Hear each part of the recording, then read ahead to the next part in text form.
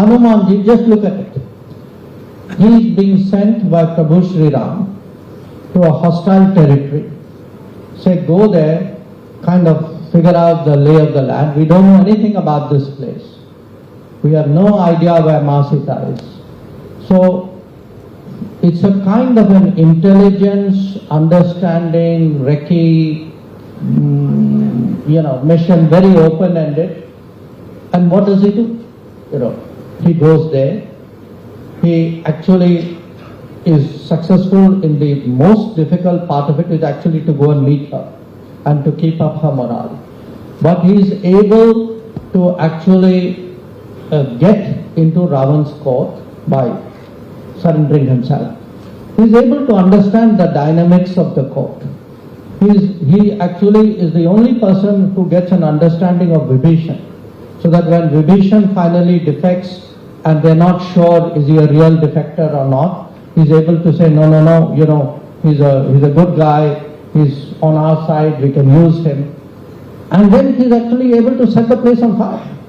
Think of it, a diplomat going to a place and setting the place, not metaphorically, but literally on fire. Now, have you ever attempted to do that? Don't tempt me. So the point is, look, that's a great example of a diplomat. Now, I give you a very different example. Prabhu Sri Ram himself. What do you need when you say foreign policy diplomacy? What is it about? It's a common sense thing in a way. How do you maximize your friends? How do you purpose them for a job, a task at hand? How do you manage, because sometimes you have a large group of people, how do you manage all of them, create a coalition? Now what are we trying to do today as Bharat?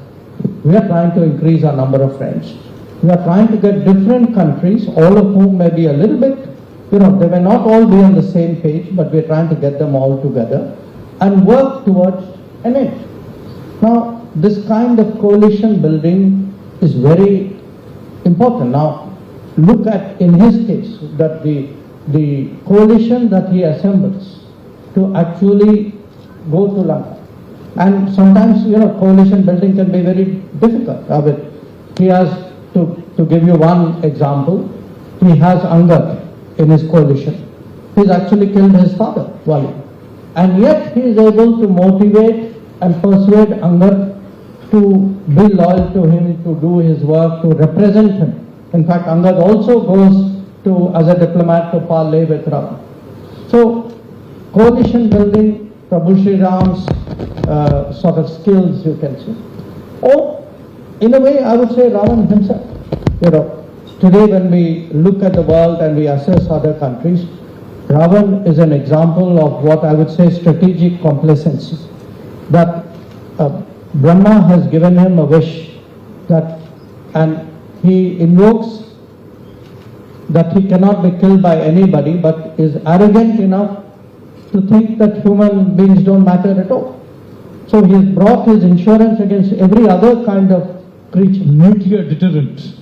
But with a strategic complacency chink in the armor. And then in a way his quest, the lack of restraint, the fact he antagonized, he's not able, he's carried away, the hubris. So I think each of these characters, when you apply them to the real world, you can see something familiar out there. So keeping up with the same sort of line of thought, there are the epics, of course.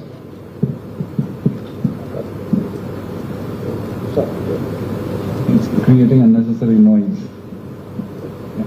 So keeping up with the kind of sort of theme of that we are going down, we now live according to another sort of great mythology of the ancient India, Puranic mythology, which is that of Sagar Manthan.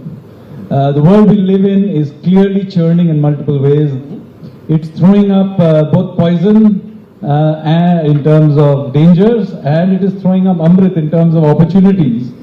And we have just had the Honorable Prime Minister visiting the US. He met with Trump, the first major sort of meeting of world leaders. And there is a lot of buzz about this. Can you give us a sense of what came out of it? What do you think? Where do you think all of this is headed? The Prime Minister was, as all of you know, in the US in Washington on the 12th and 13th of this year. And he was among the earliest world leaders to be invited by President Trump in his second term to meet with him. I've been doing this all my life, so I have some reference points and some experiences as a comparative assessment, and I would say with all objectivity, I thought it went very well, and for a variety of reasons. One, all of us know that, Narendra Modi is a very strong nationalist, and he sort of radiates that. Now, Trump is an American nationalist, and I think in many ways, nationalists kind of respect each other.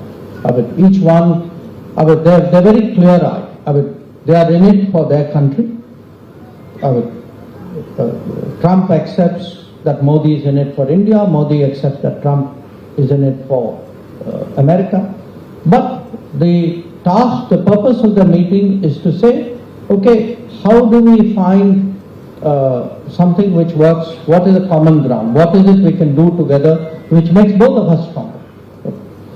The second I felt was the chemistry was good.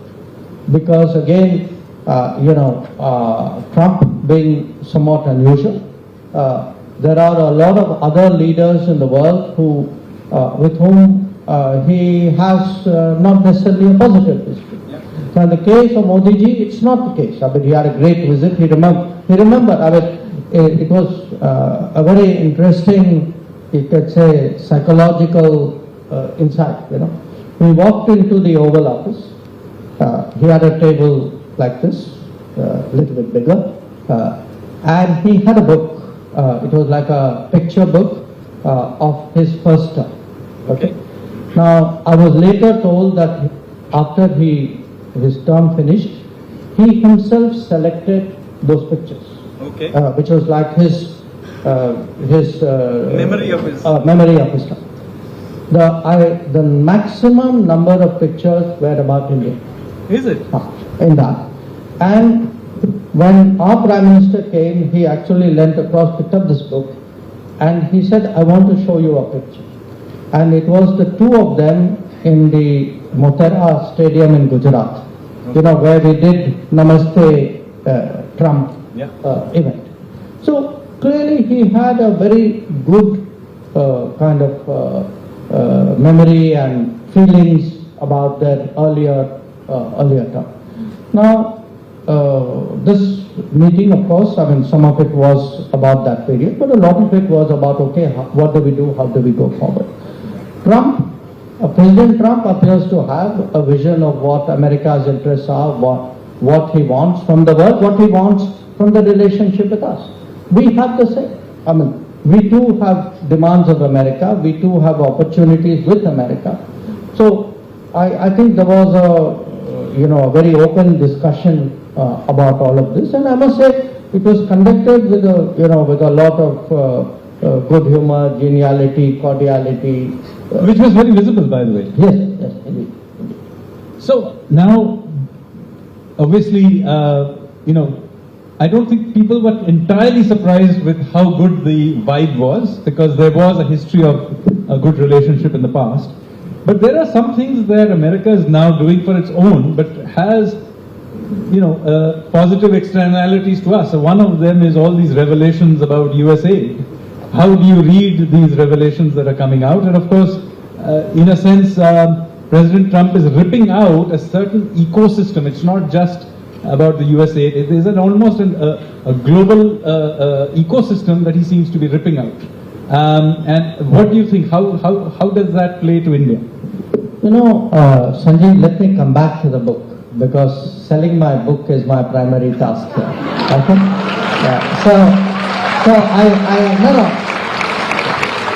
This issue, in a way, it's there somewhere in what I have written. There are two different parts, okay? I have spoken about a global, that there is a kind of, how do I call it, a kind of a globalization mafia. There are a bunch of guys in the world who are not elected, who are self-selected, self-appointed, self-networked. They believe that they should decide what are the good, what is good, what is bad, what are norms, what are not, what are rules. And actually in the last 25, 30 years, I think they've had a huge domination, not just economic domination, but a kind of domination on our thought process. Yes. Now, one of the points I've made about, it's a chapter called Reimagining Security. But we think, if I were to ask any of you, okay, what is security? You will say security, it means having the army in the borders. Okay. Security is you must prevent terrorism. Yes, I agree. Security is the police should ensure the cities are safe. Yes, absolutely. But security is also about how your thought processes are influenced, how narratives are set, how facts are presented to you, how your mind is molded without your even knowing it. And a lot of that is done through, activities of NGOs, of tech, of global rankings of all kinds. Of rankings. You are made to believe your democracy isn't working. Which is, it's a very, very dangerous and a very Machiavellian. Now the artificial intelligence is learning on this data, so it actually becomes the default. So the point, my point is without a specific reference to any organization, I have laid out that our idea of what is security actually has to expand in a tech world. Your security can be threatened without your leaving your house, because the thought processes, the influences, the narratives, your morale, your sense of what is right and wrong is all influenced by your phone, what you read every day, the pictures you see. So coming back to your question, look, I think some information has been put out there by the Trump administration people, and obviously that is concerning. It would suggest that there are activities which has a certain objective out here to push a narrative or a viewpoint. I think as a government we are looking into it, because such organizations have an obligation to report. And my sense is, the facts will come out. Now, I read saying, so and so dealt with USAID or so and so. Look, it's not a question of did you deal with USAID or not. USAID was allowed, has been here historically. But USAID was allowed here in good faith, to do good faith activities. Now, suggestions are being made out of America that there are activities which are in bad faith. So, it surely warrants a look. And if there is something to it, I think the country should know who are the people involved in the bad faith activities. Absolutely, I agree with you. And with that, let me bring us a little bit closer home, because in the earlier book, The India Way, you specifically talk a lot about the Indian Ocean region, the Indo-Pacific, and this is important because in some ways we have been a landlocked country mentally. And this is tragic because you see, from a geostrategic perspective and even an economic perspective, we are actually an island nation. Because we have one friendly nation to our northeast and one friendly nation to our northwest. And even though we do trade with China, we don't trade with the bit that we have a border with. So effectively, for the purpose of any economic activity, we are effectively an island nation, and yet we have this very... All our exports are primarily seaborne. Yes. Yes, that's correct. So, how has this change in thinking about the world in a more maritime way begun to influence the wider geostrategic thinking and diplomatic thinking that we have? I think you have put your finger onto something, because somehow we had slid into a mentality not just of our land power, but we had actually blocked out the maritime side of our interests. So even if, think back on whatever history we are taught in schools or what we pick up otherwise, most of our history is about North India. Most of it is about the Northwest. I mean, that's almost like that's what it was all about.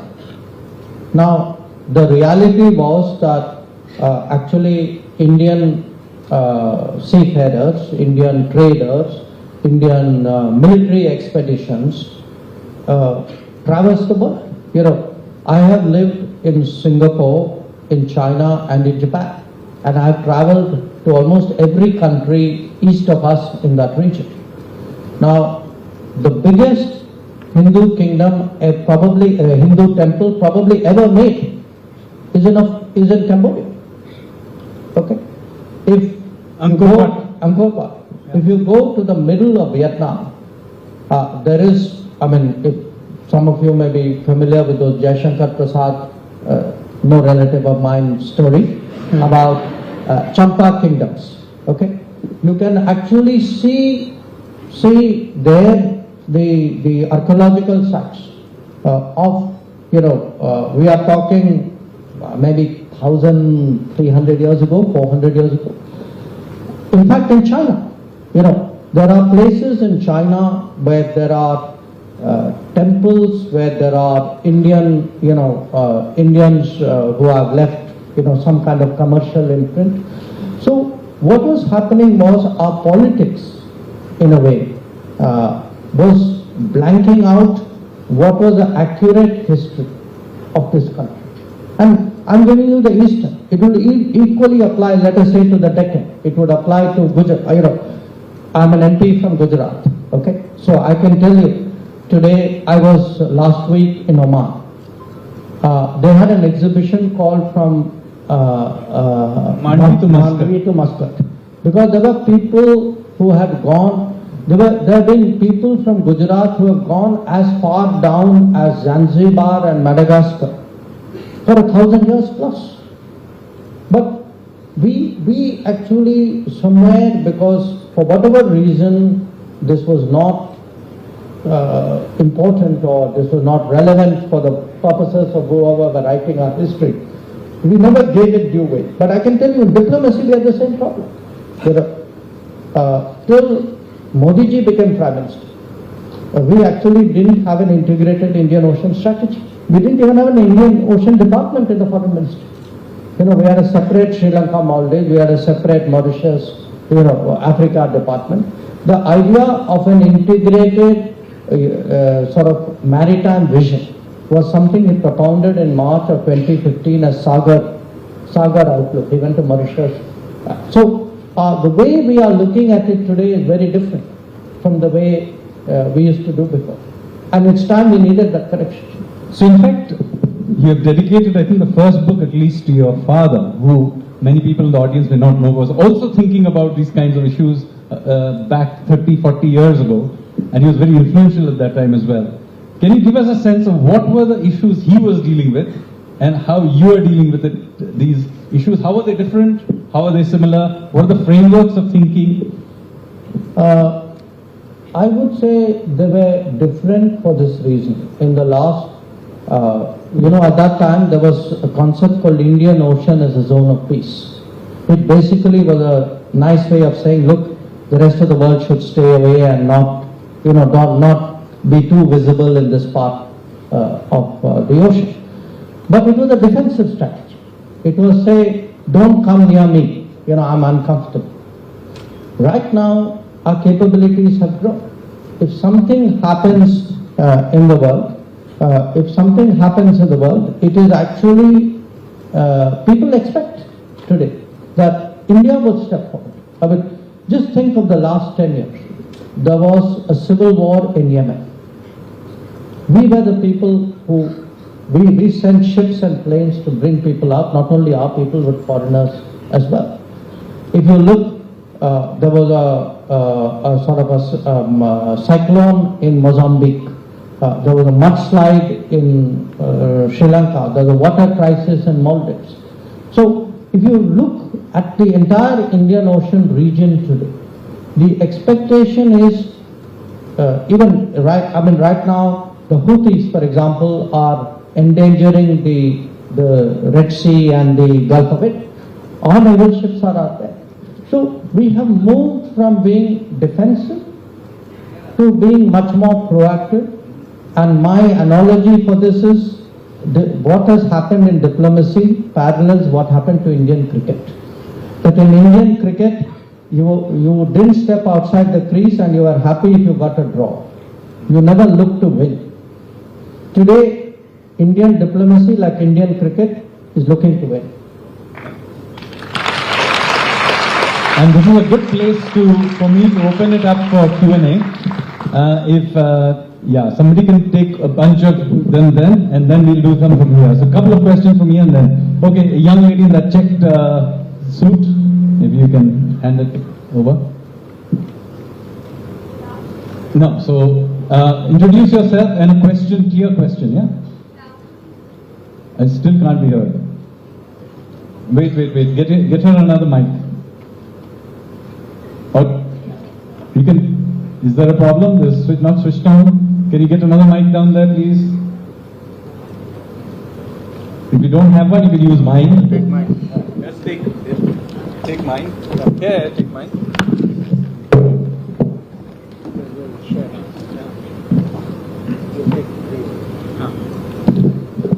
We'll take 3 questions at a time and then he will answer them, yeah? Good evening, sir. I'm feeling so glad I'm sharing the same room because half Delhi University is waiting outside.